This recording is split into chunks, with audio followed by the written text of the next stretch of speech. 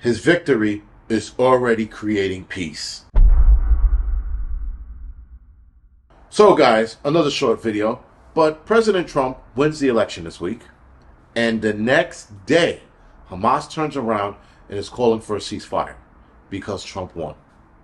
Now that speaks volumes, because you're like, wait a minute, they could have did this with Kamala Harris, they could have did this with Biden, but they didn't.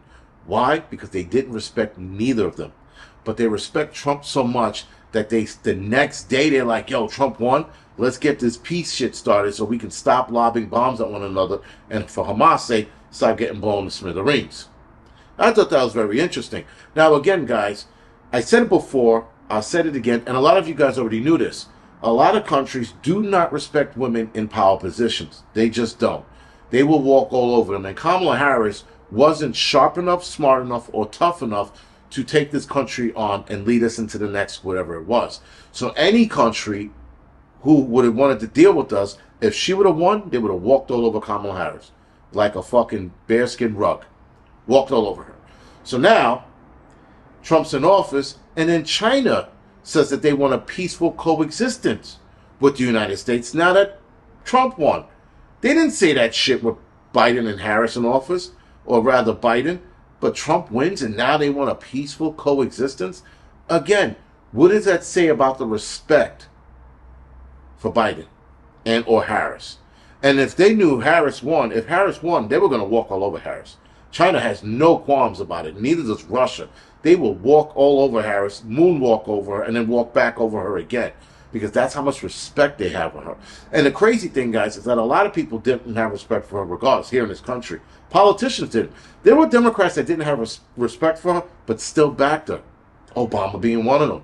Obama actually wanted Big Mike to run for president, but that didn't happen. So now Kamala Harris steps up, and she was losing respect all over the world. And that was a clear indication that the world doesn't respect Kamala Harris. Because, again, Trump wins, and now China steps in and goes, yo, we want some peace. Then Hamas is like, yo, we don't want to get blown up anymore. Can we have some peace too? And there are other countries that are going to be like, oh, we need some peace. You're a peaceful guy. Because, listen, Trump probably made some deals behind closed doors, deals that we'll never know and or understand. At least not in the next 20, 30 years we will. Nonetheless, he's making deals that's creating peace. Now, some of those deals are probably shady as shit. We won't know. But nonetheless, there won't be any firearms, bullets, bombs flying. So that's a good thing. But I would still like to know what those deals are. Because keep in mind, guys, these people, these politicians, they sit in this circle, they make these deals. A lot of these deals are shady as shit and fucked up as shit. So a lot of people have to keep that in the back of their heads. When you're thinking peace, but I don't always think peace. I go, there's peace here, but there's some other shit going on that I would like to know, but we're probably never going to know. Still, it also comes down to respect. And the Kamala Harris party didn't have it. Again, even Obama didn't have it for her because Obama didn't want to back her when he first found out that she was running. He's like, this chick is running? We're fucked. And then turns around and says, Trump's going to beat Kamala Harris. He said it square up to whoever media source he was talking to. Kamala Harris is going to lose against Trump. Kamala Harris can't beat Trump. And what happened? He couldn't beat her. Trump blew it out of the waters this time. I mean, blew it out of the waters. He made historical moves and he made history with this election. In itself, he made history in this election because Kamala Harris was an incompetent idiot. That's what it came down to. Because Kamala Harris kept saying, Orange man is bad, I'm going to try to help the working class family. And Trump says, I'm going to help the working class family. I'm going to help A, B, and C. That's what I'm going to help, and I'm going to help everybody that needs it. Kamala Harris just kept saying Trump is an asshole. Trump's a cheater. Trump's this, Trump's that. Not focusing on any of the problems that she should have been focused on. She just kept lying about Trump. Trump wants Hitler generals. That didn't do it.